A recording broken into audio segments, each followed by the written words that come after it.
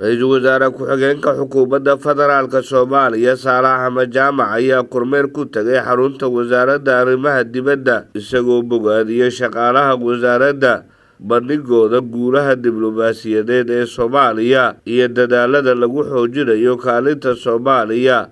ee saaxada caalamka. Mudane Saalax ayaa ammaanay doorka muhiimka ah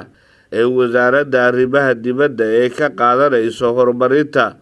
siyaasadda dibadda ee dalka iyo dadaalada joogtada ah ee lagu adkeynayo arrimaha gobolka iyo kuwa caalamiga ah. Intii oo kormeerka ku guda jiray, Ra'iisul Wasaare Ku-xigeenka dalka ayaa waxa uu wasiirka arrimaha dibadda Danjire Axmed Macalin Fiqi